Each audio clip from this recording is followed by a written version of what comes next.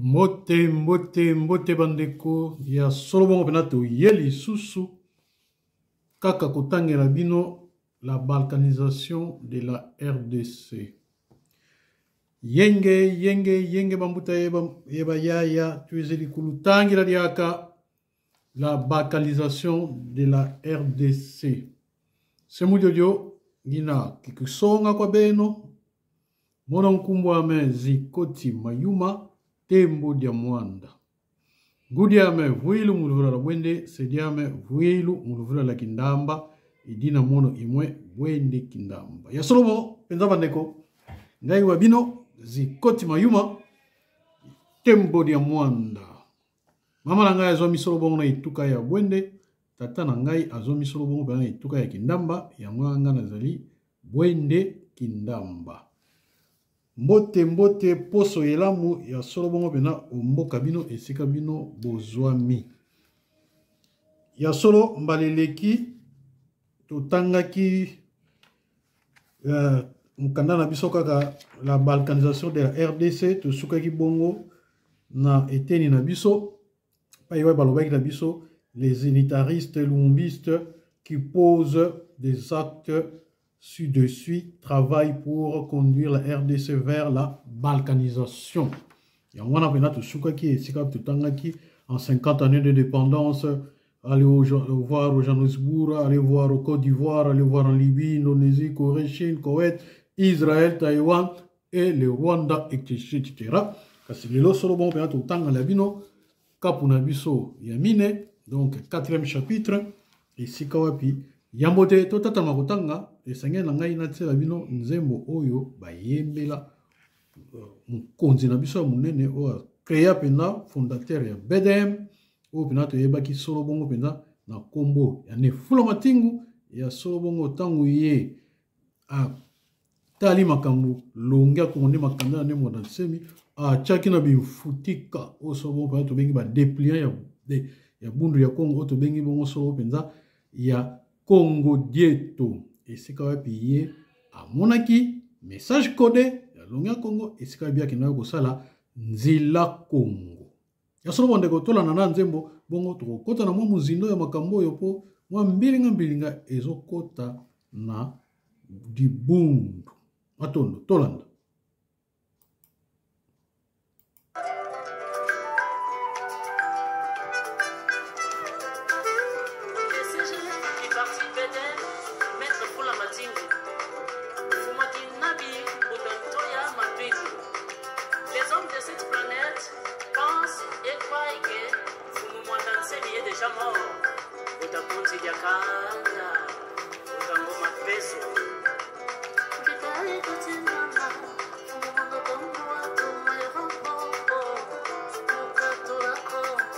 Music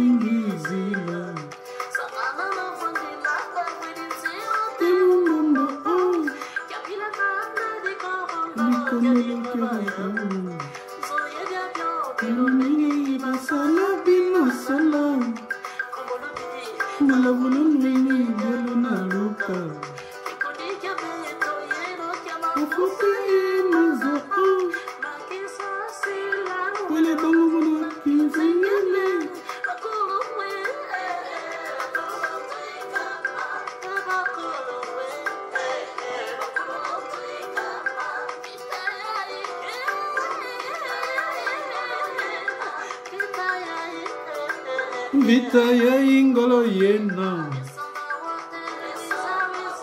Iza zamani tantu Iza wajeti kisa tantu Mende mbantende Iza wakinungisa Kedika kibeni bampangi ya solobo pena na kati loembo oyo po ete tomeka ko loba muke po bambuta na bayaya misusu mituna bango na yebite soki eza wapi ya solobo pena na telo yembo oyo pona ko zongisa pena matondo mingi na nefula matingu to na monokolo poto tolobi hommage na nefula matingu ye muta monaki musika makambo oyo ezokoma na dibundu lelo pamba te biso nyonso tomonaki ndenge 2017 ndenge ilongi ya Kongo akangamaki pe toyaki komona ya solo bongo pena bimfutika to pe ba dépliant oyo mibale to misato oyo yakomaki pai wapi totangaki ya solo bongo penza ke longi asengi bolimbisi na bato oyo bazalaki na ba réseaux sociaux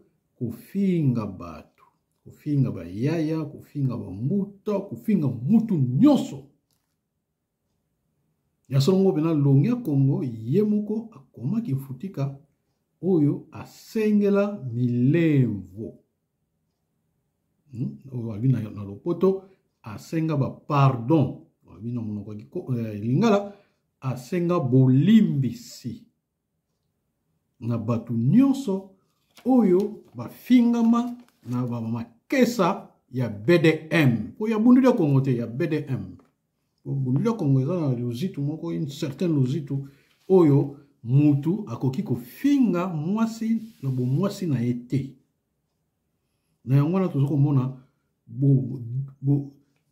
bolole ekoti mingi na dibundu yango nefula matingu taka monaki bato lolenge wana bakotaki na dibundu ya solo bongo pena nefula matingu asilaki bongo pena ko mikabola na BDM tozali na dibundu dimosi otobengi kombo bundu dia Kongo kasi tozali na ntumwa pe moko bolimbisi dibundu dimosi ntumwa imosi kasi ya solo bongo penza na mayala esika toke kokabwana na ba anti-valeur bo bakondo luzitu mayaya na bambuta oyo bazo kofinga batu oyo biso esengeli to teya ya solo bongo penza bandeko na ngai ezoko kamwisanga mingi na komona penza mwana mukongo azoko kanikina mwana ya mukongo mususu et puis na réseau public na Facebook na YouTube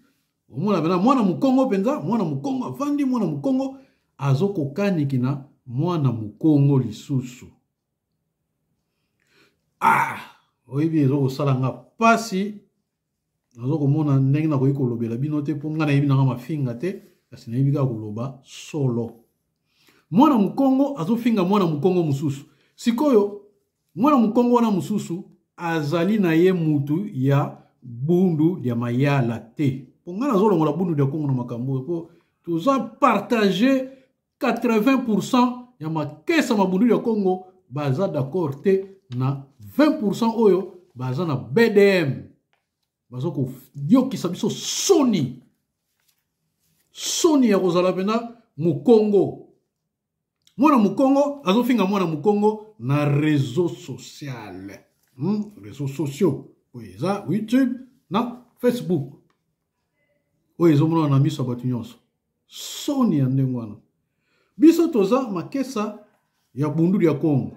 Toza makesa oyo tozo yekola na bundu ya Kongo. Kasi tozali makesa ya ne mwanda Kongo. Ne mwanda Kongo aboti bana ebele.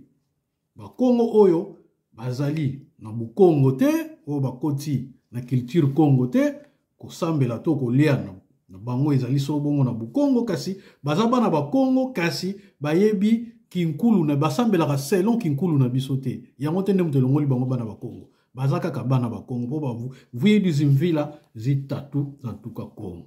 Kasi baza na ba yekoli epa ya longia Kongo te. Biso makesa bundu ya Kongo toza makesa ne mwanda Kongo kasi toza milongo ki ya ne mwanda nsemi. Alors batu wana oyo bango ba yekoli na bundu ya Kongo te e sengeli na bango tangu bango bazo manifester ba désaccord na bango na longia Kongo e sengeli na ngai o na yekoli pa longia Kongo na te ya mutu wana ata na privé ata wapi utuna ba enseignement même na wapi na réseaux sociaux mais na ba enseignement esengeli na ngate na finga mutu wana po ngai na yekoli ye ayekoli te. Tozo tanga makambo longia Kongo akoma ebele na ebele na ebele kasi tozo koka na biso ya solo bongo pena ko limbola makomi na yete tozo ko limbola mateya na yete. Ndenge toza boye longia Kongo ne mwanda nsemi azali homme public. Aza homme public. Mutu nyonso tute esengeli na ye azala na botosi na bololenge yozo lingela ye parce que aza homme public. Aza mukongo, aza homme public. Mukongo muso akozala na kor na yete alobi na ye na ndenge ya lingeli. Kasi tangu yoza na malongi okote ya mutu wana ata ozongisile ye yano na réseaux sociaux. Mete ya ye, oko finga ye po ozwa nini. Po mutu wana azonga na molongo to faire savoir ye ko recadrer ye kolobake boyete eza boye. To okenda ko finga ye même na inbox, même na téléphone na ye personnel. Ozo koma mafinga oyo ezana kitezo moko ya mutu oya yekoli malongi na bundu ya Kongo akoki kosala yango te. Ezo sala pasi na biso milongo ki nya ne mwanda nsemi. Po ne mwanda nsemi soka longi yo esengeli pola kisa kalite na ye. Liye moko kuta senga bolimbisi na batu oyo ya BDM oyo bafinga ye. Bafinga batu ye moko asengeli bango bolimbisi kasi bango ata mukolo moko te baleka na réseaux sociaux basenga bolimbisi na makambo lokuta baloba na kofinga batu bosoni ya ndenge wana me longia Kongo asenga bolimbisi botala niveau ya mutu askitisi na se asengi bolimbisi epai na bino batu bofingaki batu me bozo bandela lisusu kofinga batu. Yango wana bandeko na ngai bambuta na bayaya esengeli na ngai tozali awa tozana bandeko ebele awa na mboka ya diaspora bazo kokisa makambo oyo fumuki mbangu alaka bana bilaka baza ebele tozana ba Congolien pa tozana ba coopérative Kimpa tozana ba Obako tozana ba biloko ebele tozana Kabeka tozana makambo ebele oyo bana bilaka bazo sala investir au Congo makambo eza ebele oyo bana bilaka bazo sala eza mpe via fumuki mbango elati bango soki bango bazo mona makambo longi to makambo ezoleka na BDM pour les autres na bungia Congo te na BDM bazo sepela na ngote tant que longia Congo en public eza droit na bango ba manifester bana ba tele bana ba sekole eza principe primordial à bana ba Congo bana ba tele bana ba sekole donc ezali kinzonzi oyo ba kulu ba tikela biso oyo ba lobby oyo ba pesi biyano oyo ba moni makambo eza malamu te ezali droit principal ya siku ya ba Congo na bundu ya Congo ezali kasi pasi mingi na bino bozo koka ko sosola te sentiment po ba mona yo que yo répondre yo muta mona nsemi biso ba msuto za batu oyo to yekolite pa ne mona nsemi c'est malheureux kasi bo sika ngai en tout cas bolimi se bande na chango maneti na tangela bino mukanda oyo la construction de Mbanza Lemba na ko tanga ka introduction po ete toloba ete makambo biso zo sala ezali po ete longia konga te yango batu tanga komi mikanda oyo akomi yango pona batu mwindu nyonso pe pona ba Kongo nyonso yango esenge na ngai natanga sima na kotanga ba organisation kasi yango te natanga ba organisation esenge na ngatanga na mukando. Introduction koto solo mongi Kongo alanki Kongo le Mbanza veut dire la cité, la ville, tandis que Lemba veut dire la paix, la douceur, le calme. Ainsi donc, Mbanza Lemba veut dire la ville de la paix. Autrement dit, Jérusalem.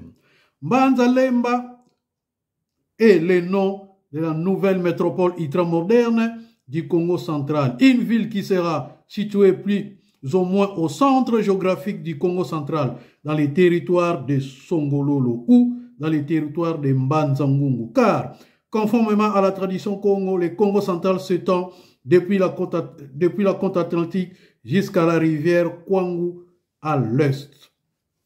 Nsiyambwana Nsiku Kunati Nsiku Ko. Et Kodi d'ici Sabambuta, Ilande, Yaye, dit la sagesse Congo. Donc, Kodi d'ici Sabambuta, la loi sacrée au Bakoko Konaso Batikilabiso. Donc, Nsiyambwana Nsiku Kunati Siku Ko. So, ok, na mboka mpaya, kuti mibeko na bango kuna, kumema mibeko na yote to, elinko loba lisusu, so ok na mboka bapaya, landa bango mibeko na bango, ya mboka na bango, yoko ya na mibeko mususu te.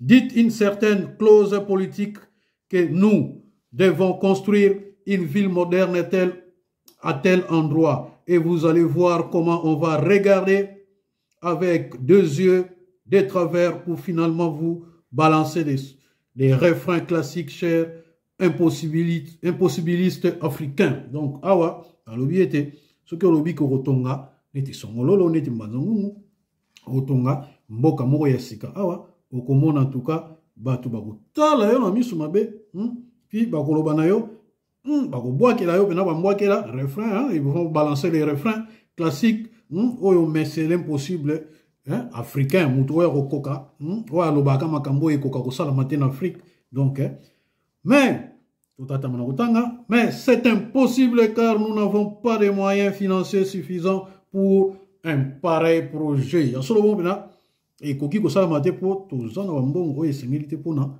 ko sala tout cas musala oyo. C'est comme cela que les impossibilistes ont passé leur temps à rien faire, à faire pourrir la situation de l'Afrique. On a été incapable d'entretenir ce qui existait déjà, incapable d'innover, de créer du nouveau. Les résultats, point d'interrogation, eh bien, c'est la régression dans un monde en compétition perpétuelle et rapide. Car celui qui n'avance pas recule. Watelama Sidi Nima dit la sagesse Congo. Oyo muta telemi atika ina simandenge sagesse Congo elomina biso. Il manque un pont dans votre région pour permettre l'écoulement des produits agricoles. La construction du pont exige $100 000 et exige $200 000 et des Africains qui ont des millions de dollars dans leurs comptes bancaires en Occident vous disent où trouver l'argent pour construire ce pont. Nous n'avons pas d'argent, au moins que nos partenaires veillent bien nous aider à nous prêtons les $200 000.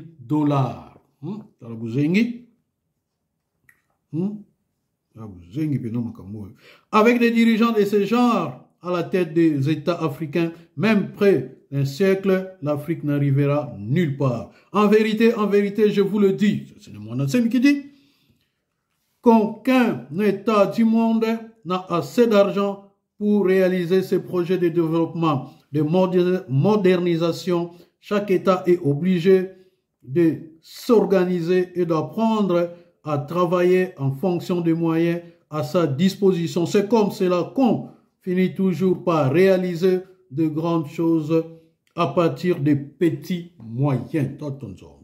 Tomoni awa solobona longi makambo ya lobi.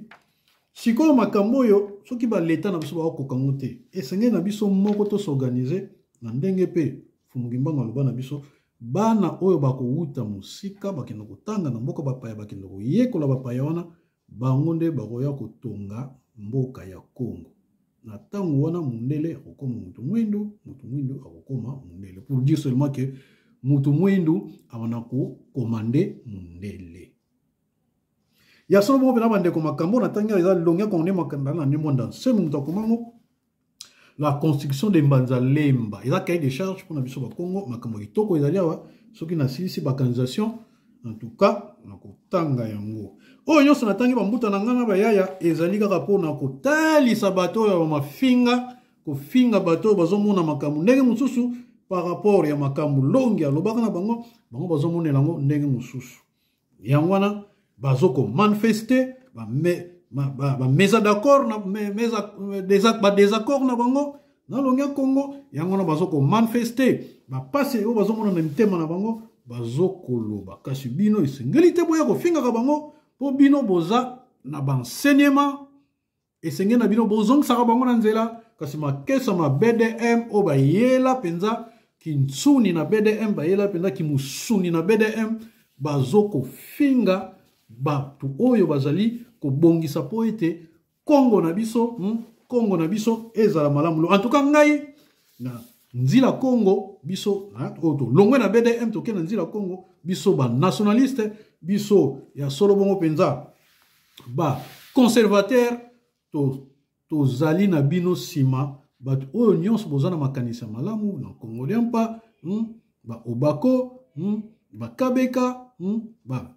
coopérative Kimpa tozana sima na bino en tout cas na tangi ba diaspora Congo na tangi o nga na yebi o ya moniki na tangi ete en tout cas a komelanga na commentaire YouTube na ngai bo s'abonner pe massivement po masolezo ya toko yamba batu o longa ko ngatikala musala na ye o ye ya moniki esika wana na batu o bakota na BDM baza batu moko ba ye ko luka makambo malamu te kuna ya solo bongo pena ye azo makambo nyonso tu ba documentation makambo nyonso tu atinda yango na batu oyo basala nzila Congo basala ngo na nefula matingu o azalaka fondateur ya BDM yemta sala nzila Congo na yango na bandeko na ngai ba mbuta bayaya oyo bozali na sympathisant na ba idéologie na biso ya kotonga Congo na biso en tout cas boluka bokota contact na makesa o baza na nzila Congo po ete to tata na bitumba oyo longia Congo ayela bandeko na ngai longa Congo komaka Congo de tomoko e sika wapi ye penda a komaka Congo de to 33 36 e sika lobaka ke ba Congo luzibula meso donc les ba Congo doivent cesser les vraies politiques d'opposition celles et sika wapi longa Congo a monaka penda ke BDM komaka infiltré a komaka Congo de to oyo e sika wapi nefula matingu a comprenaka malongi ezanga na Congo de to wana et sika wapi yake na osala nzila Congo pote a conserver batu oyo bazana kinkulu kia masina kia bundu ya Congo qui veut dire que batu oyo ba yebi maswekamu ya bundu ya Congo ba yebi tina nini bundu ya Congo esalama po ba fondateur bazali longa Congo zala yema fondateur te ba fondateur bazali bambuta kazi bazola ba nefula matingu bambuta basangana bambuta kuzi ya kanda bambuta mususu ba tsela solo bongo bena ko zonga na mukili mulimo pe bazalaka bibale basela kotika biso bazonga na yango bandeko na ngai esengeli na bino boke na nzila Congo nazo senga na neki nganga nkunga ozo kolekisa tangu na yo kopamba kozela dikala ka ina voanda comme yango nazo senga mabino bandeki nganga nkunga ba mitunyo so ya bundu ya Kongo ya solo solo de matani na ludi na mbuta na biso na kabinda kuna de mputu lusembo bokota na bino deja na nzila Kongo botika kolekisa tangu ya kozelaka dikayala ekozalaka te po BDM eza infiltré na batu oyo babandai koluka koboma BDM et puis ba réussir si ba bomi na bango BDM po et si etekami na IDPS soki boyebi te nazo ko informer bino ke BDM et si etekami na IDPS donc si ba koti na coalition ya IDPS yango na biso ba conservateur toza d'accord te na bango to kei na biso na nzila Kongo kosala politique na biso ya kinkulu kia masina.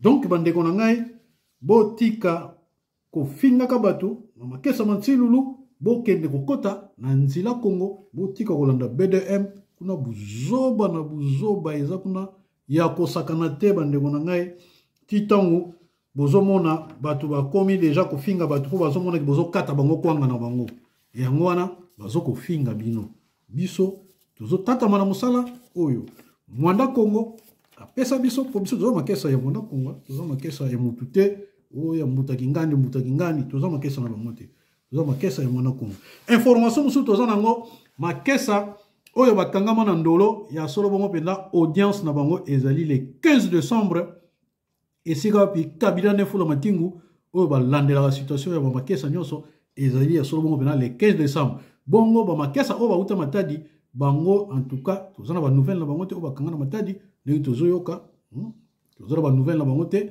mais bazana ndolo kasi tozana ba nouvelle ya procès na bango te parce que ba dossier na bango ezali te epa ya nefula matingu na kabina nefula matingu na kabina nefula matingu ezali ba procès ya makesa oyo bakanga le 7 août après le 7 août wana ba makesa oyo bakanga manga wana bango wana nde tozali na dossier na bango bongo bango bakoleka na audience le 15 décembre bongo tozali suna kesa na biso moko en tout cas touti ko sungaye mikolo yo ba isolé ye parce que azali ko sanza makila ya kimbevo makasi na prison makala kasi ya solo bongo penda bayaya na biso ya ntilulu bayaya elonga bayaya wandiwa makesa mantilulu ba sili bongo penda ko bongisa moi eloko esengeli ese komaki epai wapi mbuta na biso wana bazokozwa ba traitement na ye epai ya cabinet ya nefula matingu ya nzila Kongo bango nde bazokokipe makesa wana en tout cas azali isolé sikoyo po azali na bokono moko ya makasi tozali ko bunda pona kosalisa ye epi pona kolongola ye esika ya pasi wana ya zali kasi information na pesi bino mwana siko totatamana nano kotanga kapo na biso ya mine en tout cas oyo ezali makambo ya solo ekomami na longia konde makanda ne mo semi la responsabilité des unitaristes lumumbistes totonzombi totango. Je le répète 3 fois que Patrice Lumumba était un grand patriote congolais qui a sacrifié sa vie pour l'indépendance de ce pays et qu'il n'a pas eu le temps nécessaire pour matérialiser son idéal politique dans la gestion de notre pays. Après la mort prématurée de Patrice Lumumba, s'est levé dans ce pays un groupe de politiciens qui se disent être des disciples de Lumumba, des unitaristes lumumbistes et qui font du lumumbisme sans l'esprit de Lumumba. Oh là, Toton Zombie. En 1960 jusqu'à ce jour 2010, entre parenthèses, toutes les rébellions qui ont détruit la RDC, on l'ont eu et l'ont prolongé.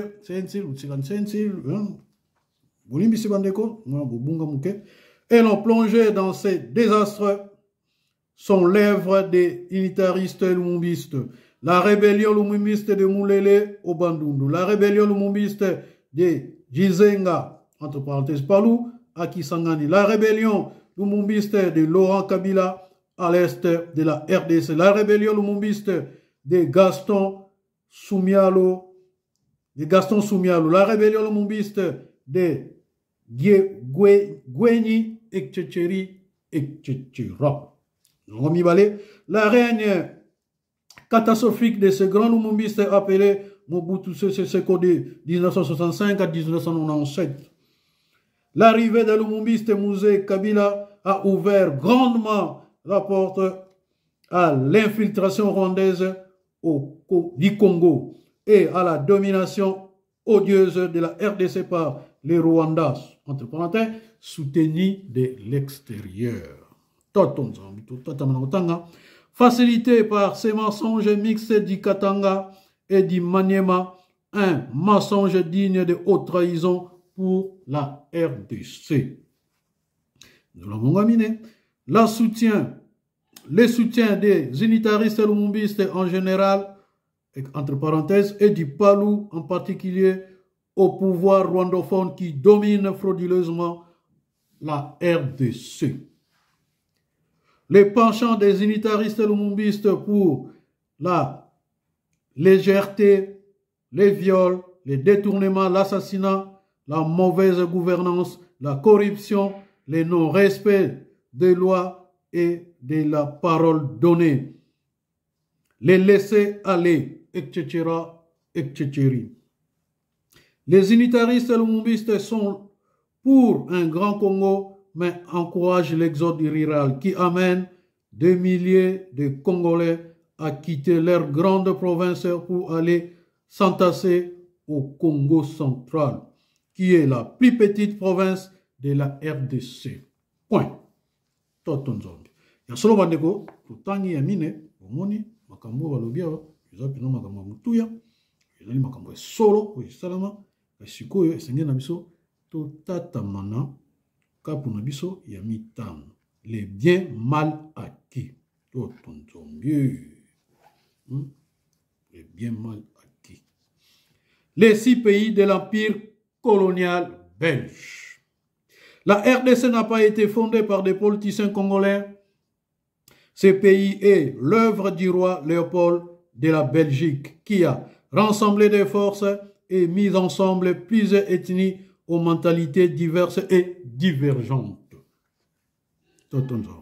C'est donc un mariage forcé dont les leaders politiques et religieux congolais ont le devoir de transformer en mariage d'amour, en cultivant un esprit de justice, de partage équitable et de fraternité pour toutes les ethnies de la RDC. Les Belges se sont rendus compte que l'empire colonial belge qu'ils venaient de fonder était plusieurs Congo dans le Congo belge. Matondo bandeko ya Solomon pena to telema muke awa pote to tcha moyembo na kozongela ya Solomon pena kapu na biso mibale po to tcha loyembo mususu po ete esunga biso na maye tozali Solomon pena kotanga.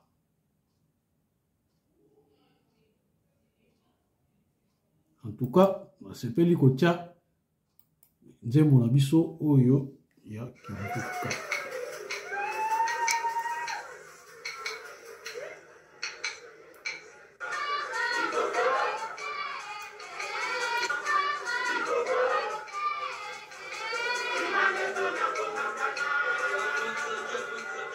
Tolo na loyembo oyo bandeko bambuta ibayaya nsima na yango kotatama na kotanga mokanda na biso oyo en tout cas ezali zikwa nazo koyemba nkinzoka na biso moko ezalaka kuna na Luanda ndeka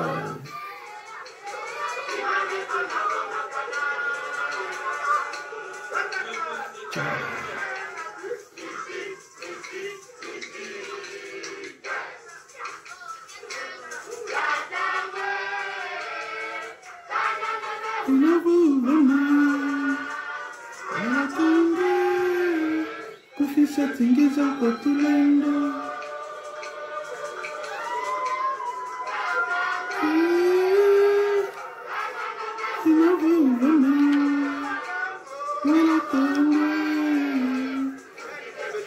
En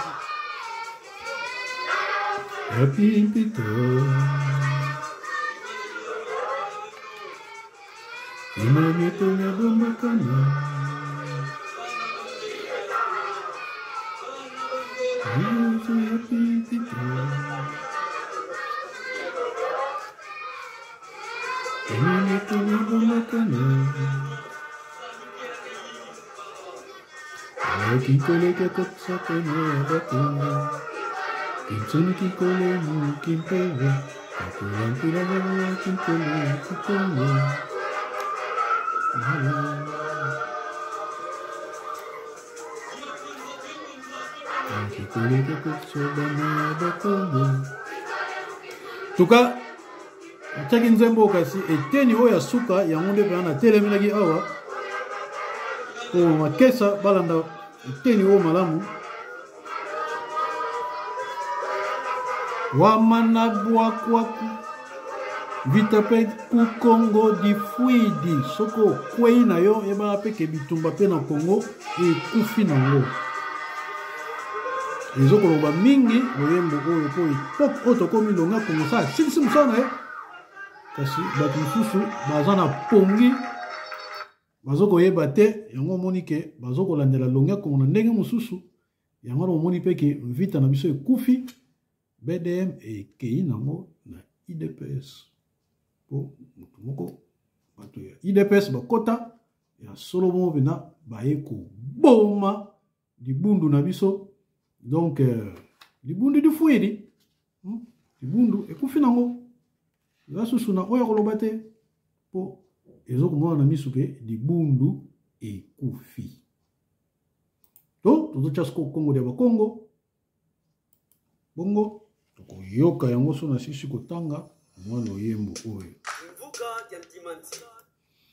po ya solo mpenza yango ezali makambo oyo eza mikolo oyo ezalaki mboka kia dimanche kelikaki beni bambangi ngeti tata manatanga kapuketo kia ntanu les biens mal acquis solo bongo mpenza totangaki na bandaki kotanga kasi na kati sikoyo nazozongela po ete tobongisa mandanda na biso ezala kitoko.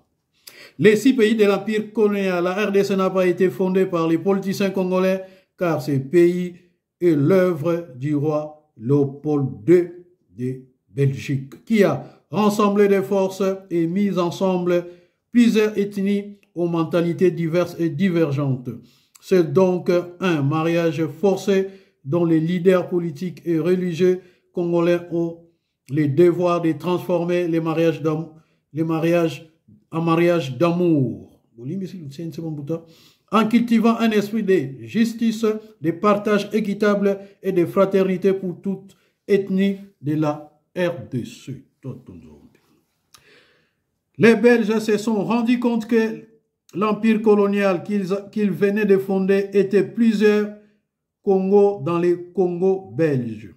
Six Congo dans les Congo, autrement dit, 6 pays qui forment le Congo belge, à savoir les pays Congo, entre parenthèses, Bakongo et Bandundu, appelés province de Léopoldville, les pays de Bangui, appelés l'Équateur, les pays du Kasaï, les pays du Katanga, les pays de Kivu et les pays de Boyoma, appelés la province orientale.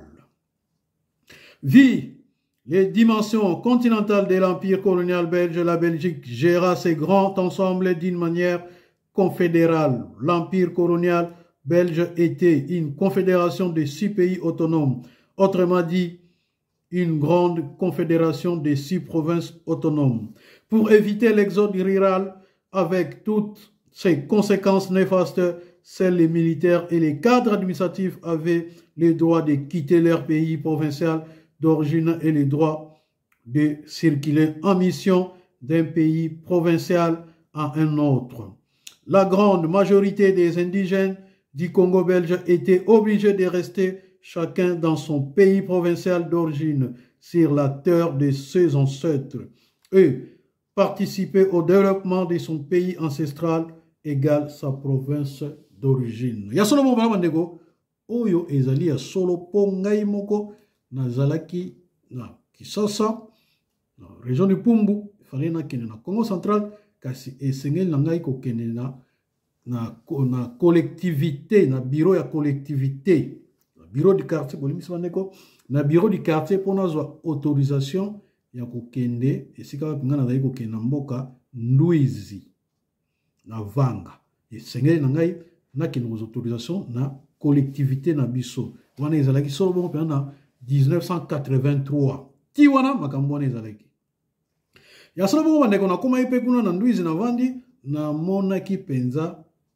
bakambi ya mboka wana chef du village wana bayaki komona ngai batu na ngai nini na ye kosala wana na kovanda na mikolo boni eloko nini na ye kosala bongo soki nazwaki penda autorisation na ngai ya solo bongo pena bandeko na mboka wana ya Ndwizi oyo etuka oyo ekambaka ngo eza mboka Vanga mboka monene Vanga ya solo bongo pena nakendaki kolakisa mikanda na ngai esika bayi mboka wana pona lakisa te na uti Kisasa na kovanda mikolo boye bongo na zongo mikolo boye na yepa noko na ngai Kingandi boye boye ezali pena bongo donc makambo oyo eza pena makambo esalama yango bandeko tozotatana na kotanga kasi yambo te totatana na kotanga esengeli na ngai na mela mwa mai pona kobongisa nzela oyo pepe ezali kolekela atondo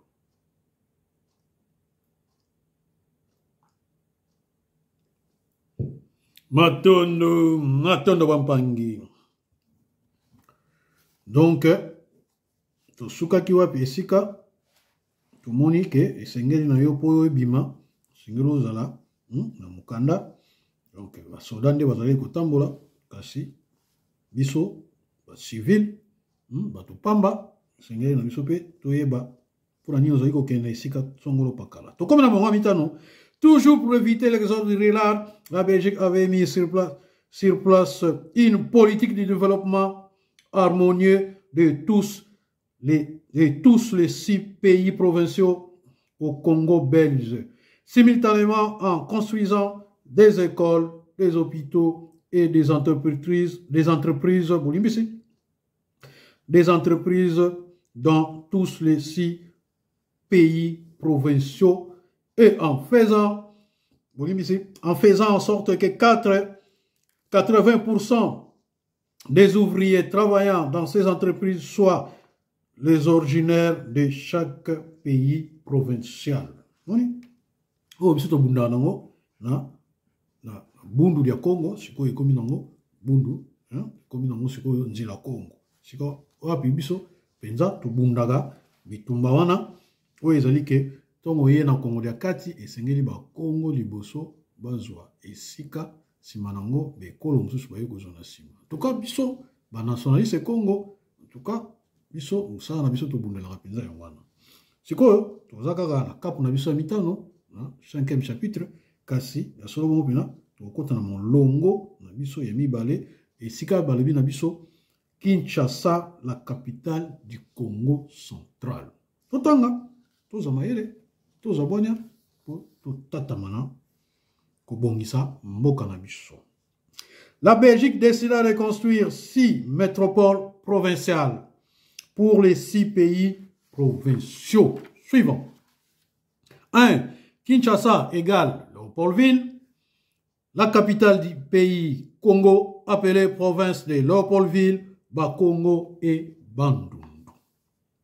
Mbandaka 2, Mbandaka égale Coquelatville, la capitale du pays provincial de Lubangui, appelée l'Équateur. Misato, Kananga, Luluabour, égale Luluabour, la capitale du pays provincial du Kasaï. Mine, Lubumbashi, Elisabethville, la capitale du pays provincial du Katanga. Yamitano, Bukavu, la capitale du pays provincial du Kivu. Motoba, Kisangani égale Stanleyville, la capitale du pays provincial de Boyoma. Chaque capitale provinciale avait son administration, ses immeubles, ses bâtiments administratifs, ses laboratoires, son budget, son trésor provincial, etc. Ah, tout le monde, bon, tout à fait, la Belgique prit une sage décision qui prévoyait la construction au centre du Congo belge d'une 7e ville qui allait être la capitale définitive du Congo belge. En attendant la construction de cette capitale, le gouvernement central du Congo belge allait fonctionner en tant que locataire égal. Oui. Dans un quartier de Kinshasa, les quartiers Kalina, en payant les loyers à la province de Léopoldville. La ville de Kinshasa, donc, n'a pas été construite pour être la capitale nationale de la RDC, mais plutôt la capitale provinciale du Grand Congo central égale Bakongo et Bandundu. En 1962, en tout cas, il y a les bois. Non, il y a les bois, il y a Nana, pour les Nana. En 1962, 8, pour le en français, Sambo Libois, Sambo Mwambe, donc, en 1962, lors du démembrement de l'ex-province de Léo, les leaders de Bakongo et de Bandundu se sont entendus pour que les principaux immeubles de l'ex-province de Léo puissent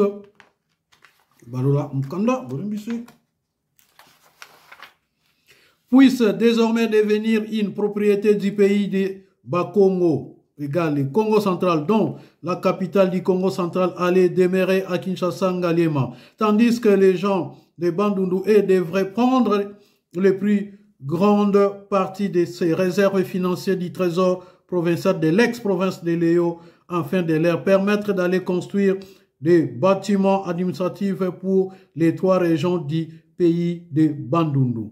Kwangu, Kwilu, Maïndombi. Et c'est là, sous la gestion financière de M. Kamitatu, a-t-on bien géré ces sommes colossales? Alors, tout le monde a dit que Kamitatu, j'ai battu Kamitatu, oyo, kanisi fweza la mbuta. Kamitatu masamba, oh, yende moutou, azalegi moukolo na kanisi na tango wana. Où sont les résultats? Qui a dit? Tonton Zombi. Qui a dit que ben? Et Salamate,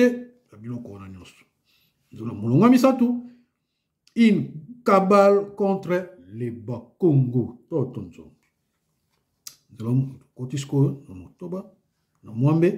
Après la prise du pouvoir par le général Mobutu, un grand lumumbiste, ce dernier obligea les Bakongo de déplacer leur capitale provinciale de Kinshasa à Songololo. Par manque de bâtiments adéquats, à Songololo, on alla provisoirement à Matadi. Tous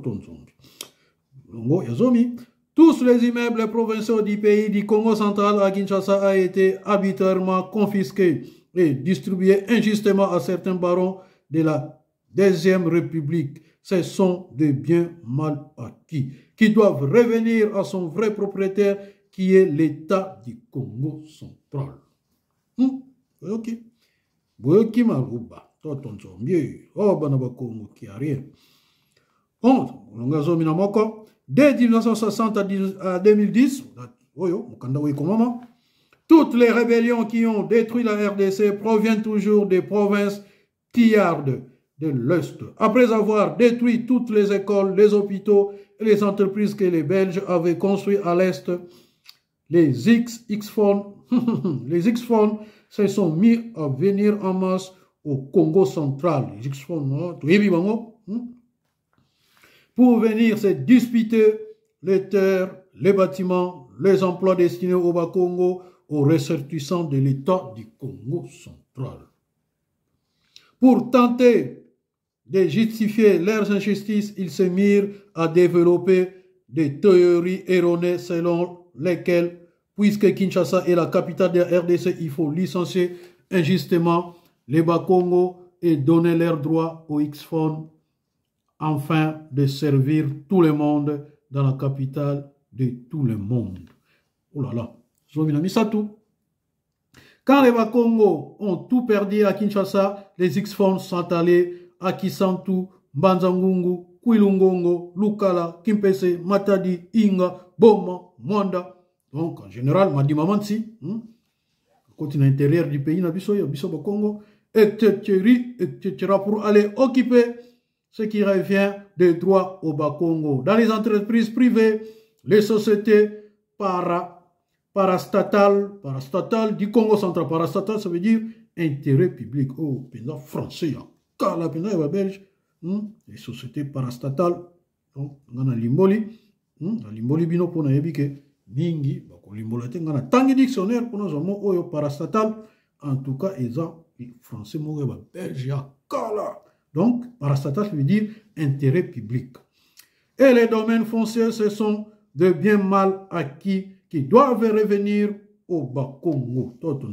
Lorsque Bundu dia Congo s'élève, Yoka Bundu dia Tsilulu, Bundu dia Congo s'élève pour protester contre ce comportement injuste, l'armée gouvernementale des 6 X-Fonds au pouvoir de Kinshasa massacre les adeptes Bundu dia Congo. Après cela, le régime en place poursuit sa politique d'injustice envers les Bas-Congo. Ainsi, dans les districts de Mpumbu, donc Kinshasa, province de Kinshasa, il y a Congo, Mpumbu, district de Mpumbu.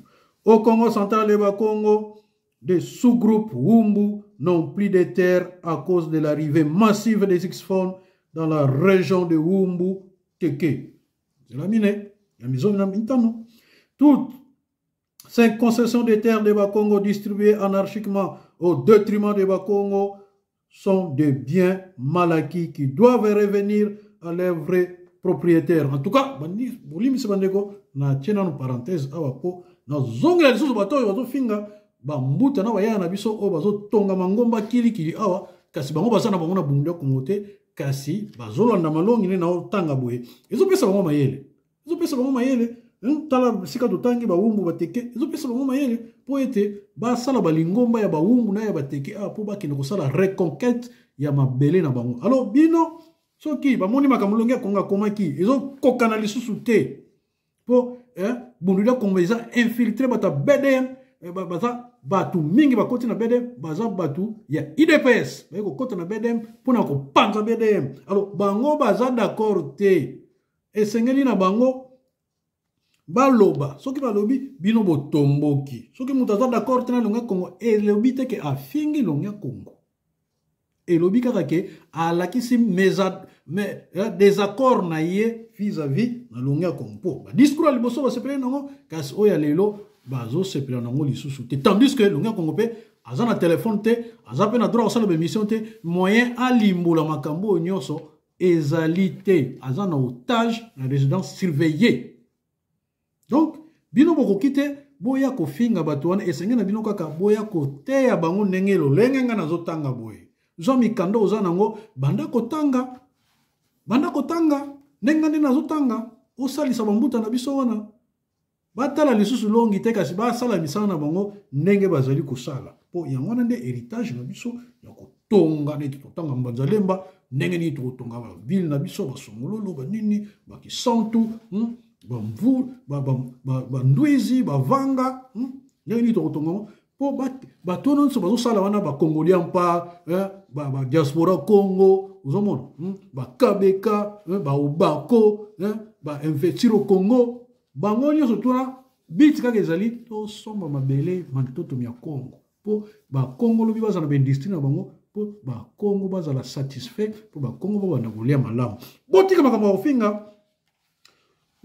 kofinga soki bomoni boza désaccord na batama finga oya BDM boya ko kota na nzila Congo pai ba valeurs morales et spirituelles ezali kinga nkunga tika ko senga na yo dikayala e kozala nango te kendo ko kota na nzila Congo okendo ko tombola makanisi kuna o kolanda ko matani na ludi kendo ko kota na yo na nzila Congo tika na yo ko komaka ba finga ka bino po bozokolo babwanya bango bazoko finga bino bokendo ko kota na nzila Congo pai bo sala politique ya solo o eza idéal ya bundu ya Congo ntumwa imosi di bundu di mosi kasi mayala e kaboli biso matondo to sili bongo vena kutanga ba umbu tout ça zone mitano toutes que ce sont des terres qu'on distribuait anarchiquement détriment on a été arraché les terres de bundu de Congo à Songololo on l'a donné arbitrairement à l'Ochefrem. C'est un bien mal acquis qui doit devenir à Bundu de Congo son vrai propriétaire. Vous voyez, on a eu colonna bilanga na biso kuna, to bana musala okala. Sikoyo ba boto la biso yango, marge mikanda na biso ça. Ba boto la biso. To bana ko sala wa madesu na biso ba pondu, ba makesa Bundu ya Congo bazaki na misala kuna. Sikoyo ekufa no. Iloboke na ko sala la makambo wana. Bon, koti na bino na IDPS, siko IDPS a kosala nini? A ko envahir Congo de Kati, na batu na bango na wa X-Phone. X-Phone, wana toujours obela wana. Les immeubles de Dokolo ont été nationalisés, injustement vendus au vil prix, si pas distribués gratuitement à certains X-Phone mafieux. Ce sont des biens mal acquis qui doivent revenir à la famille Dokolo. En tout cas, Mouta Dokolo, Sindika Dokolo, Omoni, Kanda Oto, Pesaki Yango, et bien sûr, Mitangela Kiangoto, Mitangela Kiangote, en tout cas, Omoni Bitumba Lunga Congo, Nenge Zalaki. Il faut défendre tout intérêt à Congo. Contrairement à Bato, Bazo, Finga Congo, Moussou, pas à Congo, Moussou, Congo, Moussou, Finga, Congo. C'est comme Bato avec Colo Moussou, Banabisonine. La bête la Bisson Maboko. To, hein, Barosala Nisiko. Tant Mukongo moko boazola ekazo finga Mukongo mususu siko mungala muluba mungwandi mongo siko basala ni buzoba diabu dianga ndunda buzengi loti vanga bino bana bakongo pesulu nkato toton zombi totanga mulongo na sa zomi na motoba les redevances pétrolières du Congo central et de l'électricité d'Inga sont privées au Congo central et versé dans les comptes bancaires de certains X-Phone au pouvoir à Kinshasa. C'est vraiment injuste. Depuis l'arrivée de l'AFDL au pouvoir, on assiste à l'invasion rwandophone dans les entreprises du Congo central et cela au détriment des Bakongo dans leur propre pays du Congo central. Somi, Mwambe. Voilà pourquoi la grande majorité des Bakongo pose de plus en plus de... Voilà pourquoi la grande majorité des Bakongo pense de plus en plus que la solution idéale de tout ceci pour les Bakongo, c'est de faire usage de leur droit à l'autodétermination. Puisque l'unité de la RDC ne profite pas au Congo central, au peuple Bakongo et les régimes en place à Kinshasa refusent de négocier avec les leaders crédibles de Bakongo en vue de résoudre les problèmes qui frustrent les Bakongo en RDC. C'est quand on dit BDM, ils ont déjà Banko Bungubi, Bakoti déjà Kuna. Bato basala ki bazo pesa koto bazo lembe la bino koto bazo pesa pour kaka oyo na oyo o azana gauche o azana droite basana wanga muntu moko azolo bana yo te ngana lingi yete ngai na lingi kanambe te boyena boye zwa oyo sala boya okotsa parti politique kuna pa musu azolo ba o te yo kuna kendo ko solo na bango na nenga bien koto kanamba zolia koto nane azolia koto sala ale to ye kolongo en tout cas na mayala makongo makambo wana ezali ndenge BDM ekomi lelo ba côté libino na gauche na droite bozali koyeba te bozo ko kota na zamba yango na nefula matingo mona makambo kala yango na ye asala na ye nzela Congo pai tokosalela na yala ma Congo. Donc yango na makambo tozali kotanga wa que le régime en place de Kinshasa refuse de négocier des leaders crédibles de Congo. Amoni leader na biso ba tie na résidence surveillée ale bino bozo tata ma lisusu ko ndo kosala sikona bato ba tie na résidence surveillée. Kia buzengi. Tokomi na nzela so ya zomi na libwa. En tout cas, pour nous, l'unité qui ne procure que la misère à notre peuple est tout à fait inutile. Et c'est là par la faute des unitaristes lumumbistes qui ont géré anarchiquement la RDC de 1965 jusqu'à ce jour. Entre parenthèses 2010.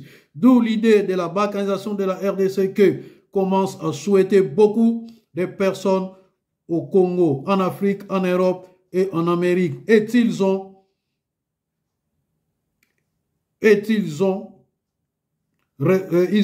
puisque les lumumbistes sont incapables de gérer correctement un pays qui est trop grand. Vive l'État d'indépendance du Congo, entre parenthèses Berlin 1885. Oui, pour un référendum d'autodétermination du Congo central, conformément à la clause de 10 années d'essai conclu entre la Belgique et le Congo central en 1960 par la BACO. Ya solo nakanisi tusuki awalelo balasima tokotanga kapu na biso en tout cas ya zomi na motoba le 6e chapitre. Lusala kwena muyenge ya bakulu bambuta yeba yaya butika la malamu en tout cas ngai ya bino zikoti mayuma tembo ya mwanda. Lusala kwena muyenge coup de chapeau lisusu en tout cas na nefula matingu oyo azwaka makanisi pena osala nzela Congo po tomoni ndenge du bundu et baby nango eza infiltré a comprenaki en tout cas azwaki pena mayele elongi akonga komela bakongole to misatu ya suka ntango azalaki na maki yango na pena salela en tout cas nzela Congo matondo kwa beno kinganga nkunga matani na ludi ne mputu lusembo mputa banyema bokende na bino na nzela Congo botika kolekisa lenda luyambo la vieux santango ya mpamba ku BDM yakakwani mvwanzi ntsutu za mvwanzi omini vwande la BDM luluenga lukota kwenu munzi la Congo tata mwana mvita mpuluso kande de Congo matondo yoyo tona na muimbo Afelika diampa di fina mede tungwa kabu dia bakelwa uluzoro batanda mapungu tulendo maganda mavambuso mafutu kayotama Elina ninga kasina makikulu Yabakongo yavutuka Kongo Olo batata bampungu tulendo Mavambuso mavutuka yonzama Kongo yabakongo yavutuka Kongo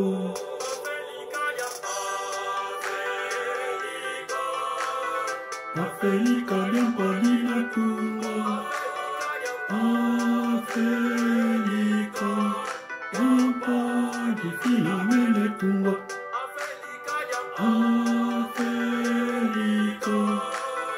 Afelika diampa dina tunga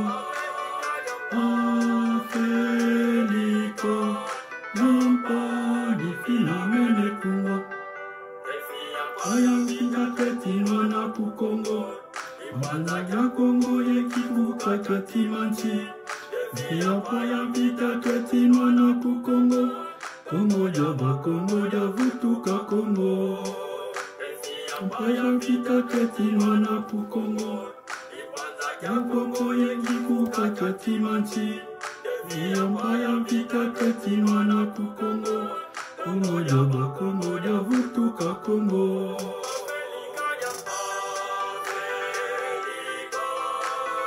Afelika diampa dina tunga Afelika diampa dina mene tunga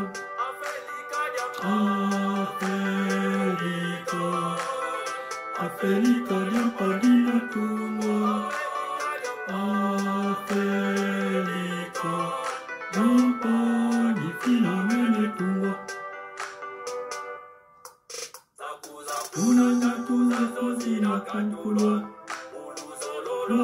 batata bankungu tulendo oleza kwanza zinatungwa evuka na mukimvuka katimansi kuna tatu zazo zinakatulwa uzololwa batata bankungu tulendo kuminazoleza kwanza zinatungwa evuka na mukimvuka katimansi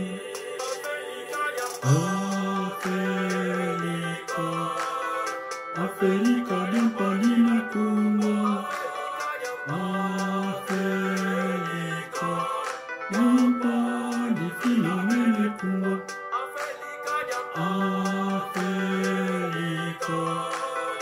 Afrika dimpadina tungwa Afrika dimpadifina mene tungwa Tanzo leza mpanza zinatungwa